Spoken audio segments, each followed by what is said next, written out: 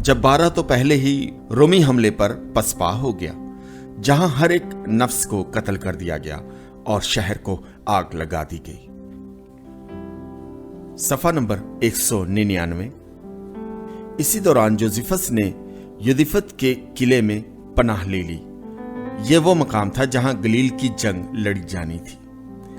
जब वेस्पजीन की फौजें शहर का तवाफ कर रही थीं और बचने की उम्मीद के तमाम रास्ते बंद हो रहे थे, जोसेफस बयान करते हैं कि यहूदी एक नया शानदार काम कर रहे थे, क्योंकि जंग में उस बात के अलावा और कोई जरूरत नहीं होती कि लड़ने के लिए हिम्मत बंधाई जाए। यूदिफत की मदाफियत 7 हफ्ते जारी रही। तब वेस्पजीन ने दीवारों के ऊपर पहुंचने के लिए जमीनी काम शुरू कर दिया। यहूदियों ने ऊपर से उन पर पत्थरों की बौछार कर दी। वेस्पजीन ने दायरा बनाकर नेज़ों, पत्थरों और आग के गोलों को फेंकना शुरू किया और यूं फसील का दिफा करने वालों को फसील से हटा दिया। यहूदियों ने गोरीला तरीका हर्ब से ऐसा रद्द अमल किया कि उनके मट्टी के पुश्तों को तबाह कर दिया और उनके लकड़ी की मुआवनत को आग लगा दी। फिर भी पुश्तों का काम बढ़ता गया। जोसेफस ने दीवारों को और ऊंचा कर दिया और उसके पैगाम रसा रोमी मुहावजों के पास से भेड़ों की खाल पहनकर गुजर जाते जो रात को कुत्ते नजर आते थे। वेस्पजीन की रुकावटों से बचने के लिए जोसेफस ने शहर में सप्लाई मुहैया करने के लिए एक गहरी गुजरगाह का रास्ता बना लिया, जिसे बादशाह वेस्पजीन ने दरियाफ्त करके बंद कर दिया। इन अर्जी पुश्तों के खिलाफ यहूदी हमले इतने तसलसल से जारी रहे, जिसके लिए जोसेफस बड़े फख्र से बताता है कि वेस्पजीन यूं समझता था कि वो खुद महसूर हो गया है।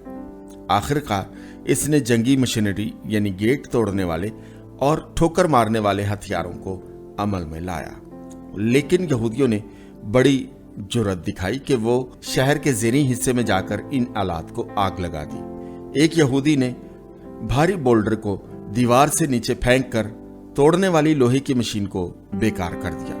फिर वो नीचे झपटा और उसे रोमियो के सामने से उड़ाकर वापस दीवार पर तेजी से चढ़ने लगा ताकि दोनों फौजों को मुतासिर कर सके। लेकिन उसकी कामयाबी ज्यादा देर टिक ना सकी, क्योंकि रोमियो के 5 तीर उसके सर में लगे और वो सर के बल नीचे आ गिरा।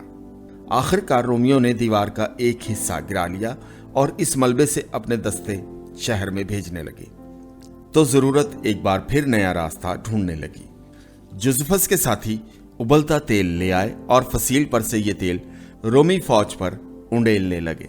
रोमी हथियार पत्थरों से बचाने के लिए तो मुनासिब थे, लेकिन जब उबलता तेल उन पर पड़ा तो जलन की शिद्दत से उनकी चीखें निकल गईं। इस टूटी दीवार से जो फौजी बढ़ रहे थे वो आहो बका करते हुए ढेर हो गए और दूसरे बढ़ने वालों के लिए रास्ता मस्तूद कर दिया।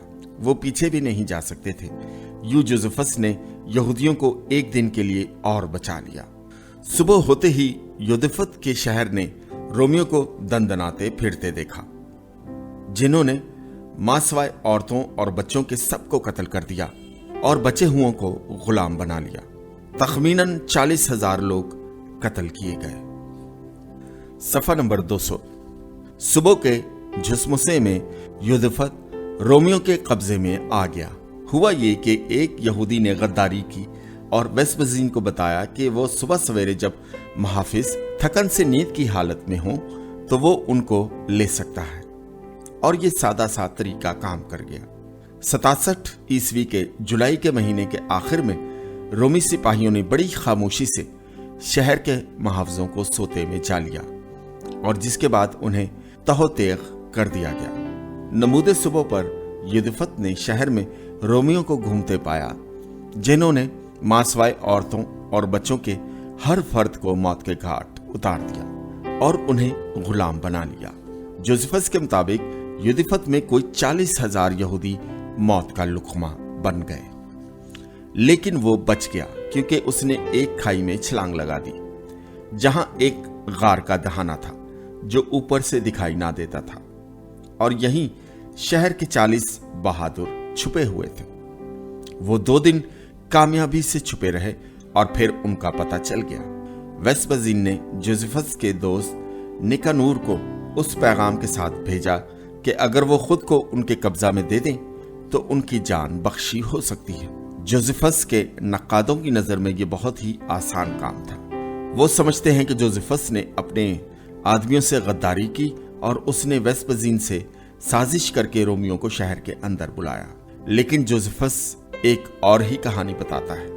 उस गार में वो अपने ख्वाबों की, जिन्हें उसने देखा था, वो उनकी पेशन गोई के तौर पर ताबीर करने लगा कि ये एक यहूदियों के आने वाले मसाइब से आगाही थी। इससे उस शाही तख्त नशीनी का इंकशाफ था जो नीरू की मौत के बाद होने वाली थी। उसने बजाय वेस्पजीन की इस दावत को कबूल करने के ये कहता है कि उसने एक पोशीदा दरखास्त भेजी कि वो खुदा की मर्जी पर हथियार डालेगा। उसके अपने ख्याल के मुताबिक वो रोमियो के पास एक भगोड़े की तरह नहीं गया था, बल्कि खुदा का खादिम होने की सूरत में गया था। खुदकुशी के महते को तोड़ते हुए उसने वेस्पजीन के बेटे टाइटस के सामने घुटने टेक दिए। जैसे जोसेफस कहता है कि वो उसके वकार से मुतासिर था और उसने अपने वालिद से तराहम से पेश आने को कहा। वेस्पजीन इस वक्त तक शक में था जब तक जोसेफस ना बोला। क्या आप मुझे नीरू के पास भेजेंगे? उसने पूछा। क्यों?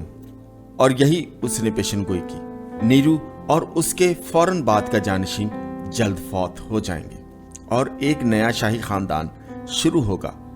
वेस्पजीन आप कैसर और शहनशाह बनेंगे, इसी तरह आप और आपका बेटा। जोसेफस बेड़ियों में था जब उसने पूछा, मुझे अच्छी तरह बांध लीजिए और अपने लिए बचा रखिए। वेस्पजीन ने पहले तो उसे चापलूसी समझा जब तक ये पूरा ना हो गया। उसने हुक्म दिया कि जोसेफस को कैद में रखा जाए, लेकिन इसको कोई तकलीफ ना दी जाए। उसे अच्छा लिबास और खाना दिया जाए। वेस्पजीन अब गलील का काम निपटाने लगे और ये काम बहरे गलील की बहरी जंग से खत्म हुआ, जिससे यहूदियों का बहुत नुकसान हुआ। पानी खून आलूदा हो गया और साहिल लाशों से भर गया। इसी दौरान टाइटस ने गशाला को ले लिया, जो यूहन्ना बागी की मजबूत जाय पनाह थी। जब उसने देखा कि उसकी हालत नागुफ्ता बे थी तो यूहन्ना से एक सौदा किया। सफा नंबर 201। अगर टाइटस उसके हवारियों को अगले सब्बत के दिन इबादत करने देगा तो वो उससे अगले दिन उसके सामने हथियार डाल देंगे। उस रात वो और शहर के शुरफा इकट्ठे हुए। उन्होंने अपने खानदानों को जमा किया और रात की तारीकी में चुपके से भाग निकले। जाहिर है कि वो यरूशलेम की तरफ भागे। औरतें और बच्चे पीछे रह गए। उन्होंने अपने मर्द हजरात से मदद की दरखास्त की, लेकिन उनकी दरखास्त को मलहूज खातिर ना लाया गया। अगली सुबह रोमियो को मालूम हुआ कि उन्हें धोखा दिया गया है, तो उन्होंने उनके भागने वाले लोगों का पीछा किया, लेकिन सिर्फ थकी मांदा औरतों और बच्चों को ही पाया। उन्हें वो गशाला में ले आए और गुलाम बना लिया। यूहन्ना यरूशलेम पहुंच गया, जहां उसने दो तरफा जिद्दोजहद को इश्तहा दी कि अगले 3 साल बर्बादी के और तकलीफ दे हो सकते हैं, जैसा कि दुश्मन धमका रहे थे। रोमी कमजोर थे। वो कहता था कि उसके भागने में भी एक तरीकाए कार्रवाई था। उसने अलियजर बिन शमाउन से इल्हाक कर लिया, जो शिलोह जेलॉट्स का लीडर था। जोसेफस की किताब में 7वां शख्स, उनका नाम अलियजर था। इस बाब में 5 अलियजर के नामों का जिक्र है। वो ये हैं: हननिया का बेटा अलियजर, इस कहानी के बाद उसका कोई जिक्र नहीं। शमाउन का बेटा अलियजर, जो उस वक्त जेल्टेस का लीडर था, और उसके मुतालिक भी कोई खबर नहीं मिलती। एक औरत मरियम का बाप, जिसने अपने ही बच्चे को चीर फाड़ दिया। अलियजर, जो मकारिस के किला में यहूदियों का हीरो था। यायर का बेटा अलियजर, जो आखिरी किला मसादा का दिफा करता है। उन्होंने हैकल का मुहासरा कर लिया और सरदार काहिन को दस्तबरदार कर दिया और उस पोजीशन के लिए कुरा डाला ताकि सरदार काहिन का तयन हो सके। उसे जोसेफस भद्दा अमल कहता है, जो देहात में राइज होता है, जो कहानत को बिल्कुल नहीं जानते। इससे लोग भड़क गए और उन्होंने आर्जी तौर पर हुकूमत एनास को दे दी। ये काफी इमदाद थी ताकि ज़ेल्टोस को वापस किला के अंदरूनी मकामात में धकेला जा सके। इसी दौरान एनास और मॉडरेटर ने बैरूनी अहाता मुहाफ़िज़ों की मदद से महफूज कर लिया। इसी वक्फा में गेशाला के यूहन्ना ने दोनों जमातों से रवाबित बना लिए। एक तरफ तो सरदार काहिन के गिरोह से वफादारी का दम भरा और दूसरी तरफ ज़ेल्टोस को कहता था कि एनास ने वेस्पसीन को मदद की दरखास्त दी है। इससे ज़ेल्टिस में शोरिश पैदा हो गई और उन्होंने एदोमीन्स से अपील की, और एदोमीन्स वो लोग थे जो यहूदिया के जनूब में रहते थे और उन्हें 100 साल पहले जबरदस्ती यहूदियत अपनाने के लिए मजबूर किया गया था। लेकिन अब वो रोमियों के खिलाफ किसी भी बगावत में शामिल होने के लिए तैयार थे। जब उनमें से 20,000 यरूशलेम के फाटक पर आ गए तो सरदार काहिन की जमात ने उनकी मिन्नत की कि वो एतदाली जमात में शामिल हों, जिसे उन्होंने मना कर दिया। लेकिन अब उन्हें पता नहीं चल रहा था कि वो क्या करें, इसलिए कि एतदाली जमात फाटक पर काबिज थी और उनको दाखिल होने से रोक रही थी।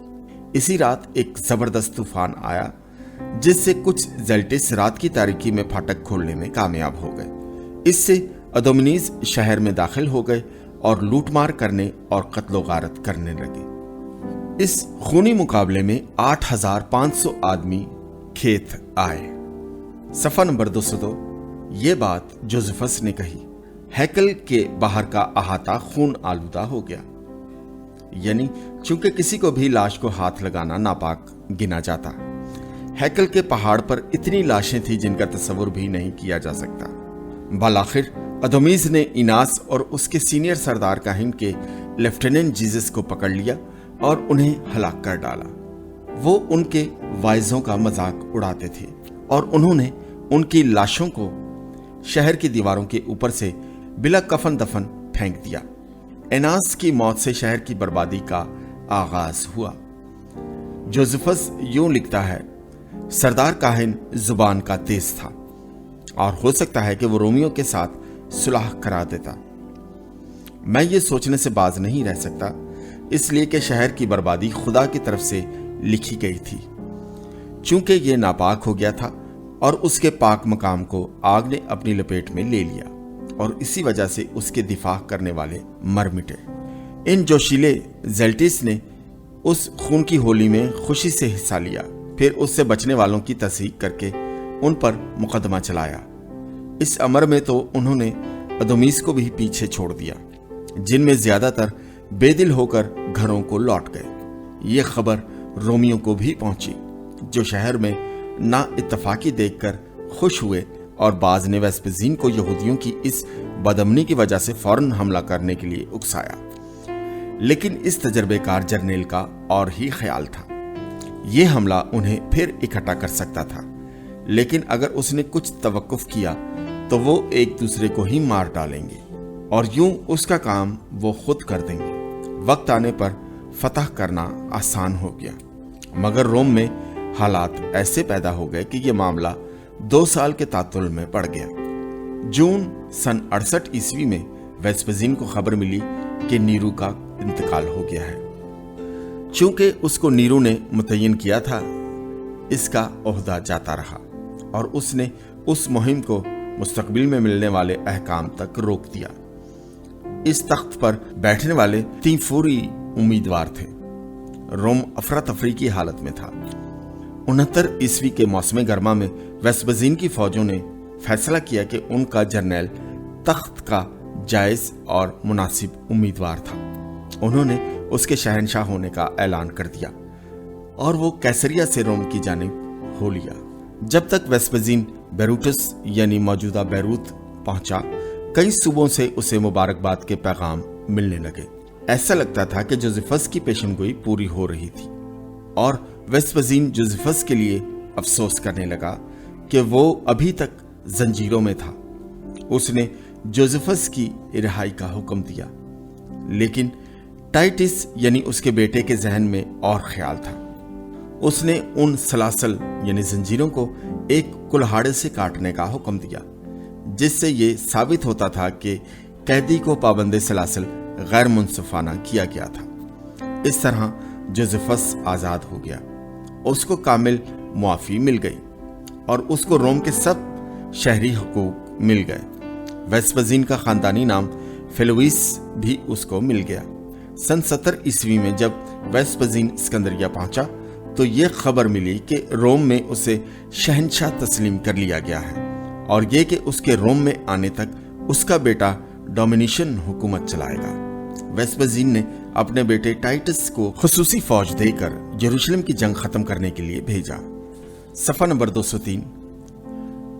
شمعون کی بیوی کے اغوا کا رد عمل یہ ہوا کہ وہ ہر ایک کو یروشلم شہر سے باہر آتا اسے اذیت دے کر مار ڈالتا یا ان کے ہاتھ کاٹ کر واپس شہر بھیج دیتا۔ اسی اثنا میں ایک اور باغی گروہ یروشلم میں آ گیا اور شہر کی دیواروں سے باہر خیمے گاڑ دیے۔ شمعون غورس نے چند گماشتوں کے ساتھ مسادہ میں اپنا گروہ بنایا اور دیہاتوں سے بہت سارے لوگ اپنے ساتھ ملا لیے تاکہ دوسرے باغی کے ساتھ لڑائی کر کے یروشلم کو اپنے قبضہ میں کر سکے۔ اس نے ہبرون کا قبضہ لے لیا اور ادومیہ سے چین ماری کی، یہاں تک کہ ماسوائے صحرا کے شمعون کی فوج کا کچھ نہ بچا۔ جوزفس بیان کرتا ہے، الیعزر کے بیٹے زیلٹس جو شمعون کو شرمندہ کرنا چاہتے تھے، انہوں نے شمعون کی بیوی کو اغوا کر لیا اور اسے ہتھیار ڈالنے کے لیے مجبور کیا۔ شمعون کا رد عمل یہ ہوا کہ جو کوئی شہر سے باہر قدم رکھتا وہ اس پر حملہ کر دیتا اور انہیں اذیت دے دے کر مار ڈالتا یا ان کا ایک ہاتھ کاٹ کر شہر میں واپس بھیج دیتا۔ ان خوفناک ہتھ کنڈوں نے کام کیا۔ اب زیلٹس گھبرا گئے اور انہوں نے شمعون کی بیوی کو چھوڑ دیا۔ یہ بات یروشلم کے خوفزدہ شہریوں پر عیاں ہو گئی کہ ان کو آزاد کرانے والے تو رومیوں سے بھی زیادہ ظالم ہیں۔ فصیل سے باہر شمعون مار بھی ڈالتا اور اذیت بھی پہنچاتا تھا، اور شہر کے اندر گیشالہ کے یوحنا کے پیرووں عوام پر تشدد کر رہے تھے۔ جبرن عصمت لوٹی جا رہی تھی اور لوٹ مار کا بازار گرم تھا۔ جوزفس لکھتا ہے، وہ ایک اور قبیح کام بھی کرنا چاہتا تھا کہ وہ عورتوں کا لباس اور خوشبو لگاتے اور بالوں کو گوندتے جیسے شادی رچا رہا ہے۔ یعنی تاریخ دان ایسے بیان کو شک و شبہ کی نظر سے دیکھتے ہیں، اس لیے کہ ان کا انحصار تو محض جوزفس کی تحریر پر ہے، اور وہ تو قدرتی طور پر اپنے مخالفین پر الزام ہی لگائے گا۔ جلد ہی ادومینس کو اچھا خاصا خمیازہ بھگتنا پڑا۔ انہوں نے یوحنا اور اس کے ساتھیوں کو ہیکل میں دھکیل دیا۔ حیرانی کی بات تو یہ ہے کہ اب ادومینس سردار کی جماعت سے مل گئے، حالانکہ یہ وہی لوگ تھے جن پر شہر کے داخلے کے وقت یہ جھپٹ پڑے تھے۔ یہ عجیب ہی اتحاد بن گیا۔ کاہن ہر صورت میں یوحنا سے بہتر تھے، جو شمعون کو شہر میں لے آئے اور یوحنا کے خلاف شمعون سے مل گئے۔ اس سے حالات اور ابتر ہو گئے۔ جوزفس نے کہا، ایسا لگتا تھا جیسے خدا خود اس بدترین حالت کی طرف لے جا رہا تھا۔ سردار کاہن بوتھس کے خاندان کا میتھیاس ہی تھا جس نے یوحنا کو شہر میں آنے کی دعوت دی، اور اسے ہی اس مشن کے لیے سنگین نتائج برداشت کرنے پڑے۔ جب محاصرہ انتہا پر تھا تو شمعون نے میتھیاس اور اس کے خاندان کے قتل کا حکم صادر کر دیا، اور وہ بھی بلا کسی مقدمے کی، اس وجہ سے کہ وہ رومیوں کا ہمدرد تھا۔ میتھیاس نے درخواست کی کہ اسے پہلے قتل کیا جائے، لیکن شمعون نے ایسا کرنے سے انکار کر دیا۔